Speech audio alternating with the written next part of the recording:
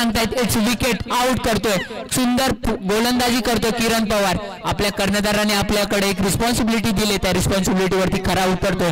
अंकित दरेकर म्हटला तुला 14 षटक हाताळायचंय, 12ला 17 पाहिजेत. पहिल्या चेंडूवरती विकेट येते, नंतर आता 11ला पाहिजे 17. 11 चेंडू 17. योगेश खूप चांगली फलंदाजी करतो. हा सुद्धा वासरे खोंडात खूप चांगली फलंदाजी केली, त्याने अशाच मॅचेस काढल्यात. तर तशीच पाहिजे ते म्हणजे शौर्य फार्म संघाला मॅच जिंकून द्यायची असेल तर 11ला 17 पाहिजेत. किरण पवार पहिला चेंडू, त्याला माहिती आहे फुलर लेन टाकायचे आहेत बॉल, कारण की बॅट समोरच्या दिशेने खेळवायचं आहे. तर म्हणजे फलंदाजाला पुन्हा एकदा Kiran Pawar right arm over the wicket योग्यासाठी. योगेश खूप चांगला फलंदाज आहे. शौर्य फार्म 11 चेंडू 17. 11 चेंडू 17. 11 balls to needed 70 runs. Koilwar पद्धतीचा चेंडू, पंच इट्स डॉट बॉल येतोय, कारण की बॅट्समन सफल होतात आणि पंच आपले तटस्थ आहेत. खूप साऱ्या मॅचेसचा अनुभव आहे त्यांना. तर इट्स डॉट बॉल येतोय. आता 12 मध्ये 17 पाहिजे होते, आता 10 मध्ये 17 पाहिजे. सुंदर गोलंदाजी किरणच्या माध्यमातून.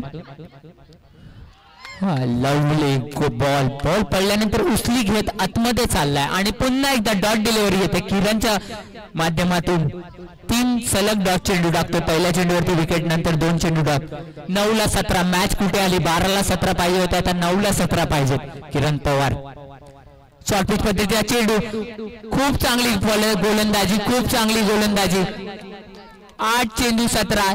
मित्रांनो टाळ्या झाल्या पाहिजे ते म्हणजे किरण पवार साठी, कारण की खूप चांगली गोलंदाजी केली त्याने. पहिल्या चेंडूवरती विकेट आणि त्यानंतर 3 चेंडू निर्धाव टाकले. उर्वरित 2 चेंडूंचा खेळ. 4 चेंडू झालेत. पुन्हा एकदा निर्धाव चेंडू. काय गोलंदाजी चालले मित्रांनो.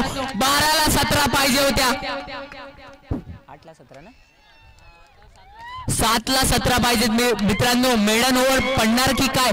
पीपीएल ची पहिली मेडन ओव्हर. अभिजित प्रदर्शक गोलंदाज किरण पवार टाकणार की नाही बघू शकता.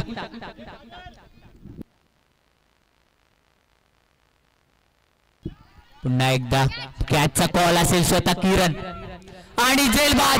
मित्रांनो पीपीएल ची पळसदरी प्रीमियर लीग ची पहिली मेडन ओव्हर आणि विकेट मेडन असेल. 2 विकेट, 12 बॉल 17 पाहिजे होत्या आणि मेडन ओव्हर टाकतोय तो म्हणजे किरण पवार.